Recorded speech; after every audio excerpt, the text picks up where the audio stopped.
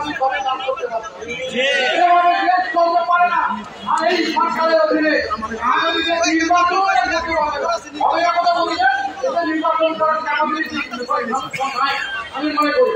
আর জাতীয় পার্টিকে নিয়ে যে খেলা খেলছেন সেই খেলা বন্ধ করার জন্য জাতীয় পার্টির মাঠ পর্যায়ে তৃণমূল কর্মীরা সব সবাই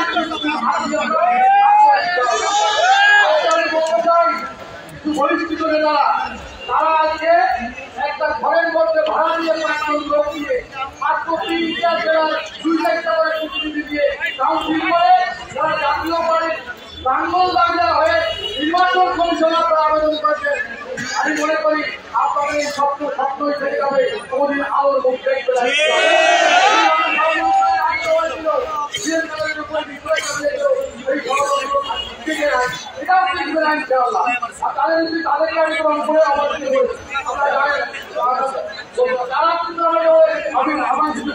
আমি তো ঢাকায় রাত করে ঘুরে বেড়াচ্ছি, পার্টি করে যাচ্ছি, আমি যে রংপুরে আপনারা রংপুর দিয়ে রাখেন ওই দিয়ে তাহলে আপনার কথা বলবেন। আপনারা এত জনপ্রিয়তা যদি থাকে রং করেন আপনারা এইভাবে আমরা বন্ধু নাজির অনেক গ্রুপ করেছিল তারা কিন্তু আজকে আশীর্বাদ সেজন্য আমি মনে করি আমাদের জাতীয়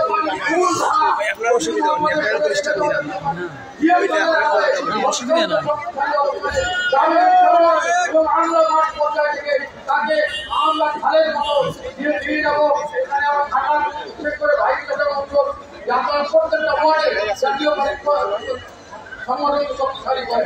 আমরা যেমন 2 ঘন্টার মধ্যে একটা আজীবন দিতে পারবো এবং সেইভাবে আপনারা আশিস ভাই, গোপেন ভাই, সাইকুলা আছেন, ইমরান ভাই আছেন, যারা যারা আছে সবার প্রতি অনুরোধ দলের ভিত্তি মাঠ পর্যায়ে শক্তি প্রতিষ্ঠা করতে পারলে আগামী যে ঢাকা দখল করার মতো শক্তি আমাদের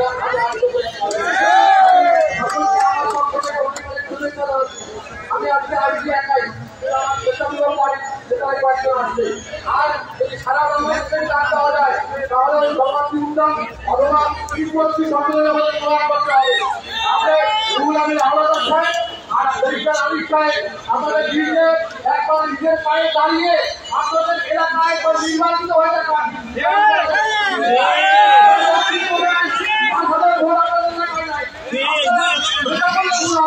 আপনারা হলো ওয়ান টাইপ অফ ব্লগার স্লোগানই করে এই সংসদ পরিচয় সম্পর্কে রক্ষা করার জন্য আজকে আমরা একদল আন্তর্জাতিক যাবে আপনাদের অবস্থায় এই হবে।